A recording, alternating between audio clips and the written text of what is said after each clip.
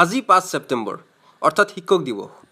আজি গোটেই ভাৰততে পালন কৰা হৈছে এই দিৱস। শিক্ষাবিদ ভাৰতৰ প্ৰথম উপৰাষ্ট্ৰপতি আৰু দ্বিতীয় ৰাষ্ট্ৰপতি হিচাপে পৰিচিত ডক্টৰ সৰ্বপল্লী ৰাধাকৃষ্ণনৰ জন্মদিনটো সমগ্ৰ ভাৰততে পালন কৰা হয় শিক্ষক দিৱস হিচাপে।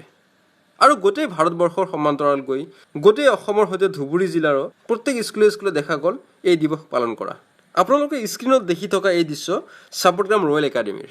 নাচ গানেৰে শিক্ষক দিৱস পালন কৰাৰ উপৰিও আজি স্কুলখনৰ প্ৰতিষ্ঠা দিৱস আৰু এই প্ৰতিষ্ঠা দিৱস উপলক্ষে বিশেষ কাৰ্যসূচীৰে উদযাপন কৰা হয় আজিৰ দিনটো। কাৰ্যসূচীৰ সামৰণি স্কুলখনৰ প্ৰধান শিক্ষয়িত্ৰী ডক্টৰ পদ্মা গুহা আগৰৱালাই এই বিশেষ দিনটোৰ বিষয়ে কি ক'লে সেয়া আপোনালোকক দেখুৱাই লৈছোঁ। আজি চাপটগ্ৰাম ৰয়েল একাডেমীৰ ফাউণ্ডেশ্যন ডে, লগতে আমাৰ শিক্ষক দিৱস টিচাৰ্ছ ডে। গতিকে আমি আটাইয়ে এই 5 ছেপ্টেম্বৰ ডক্টৰ সৰ্বপল্লী ৰাধাকৃষ্ণন ভূতপূৰ্ব ভাৰতবৰ্ষৰ ৰাষ্ট্ৰপতি, শিক্ষাবিদ, দাৰ্শনিক, পণ্ডিত এই বৰেণ্য ব্যক্তিজনৰ জন্মদিন আমি সুচাৰুৰূপে পালন কৰিছোঁ। লগতে চাপটগ্ৰাম ৰয়েল একাডেমীৰ আজি ফাউণ্ডেশ্যন ডে, আমি ৰাতিপুৱা 10 বজাৰ পৰা ইয়াতে আহি সমবেত হৈছিলোঁ।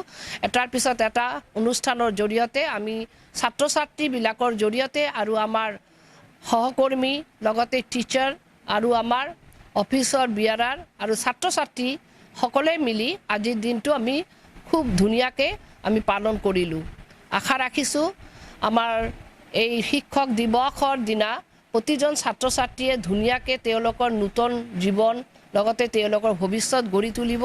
কাৰণ কি আমি জানো টিচাৰ মানে nation builder, teachers are the social engineer, teachers are the fate of our nation. গতিকে আমাৰ ভাগ্য নিৰ্মাতা এই টিচাৰসকলক আজিৰ দিনতে মই প্ৰত্যেকজন শিক্ষকক শ্ৰদ্ধা যাচিছোঁ আৰু তেওঁলোকক শুভকামনা যাচিছোঁ।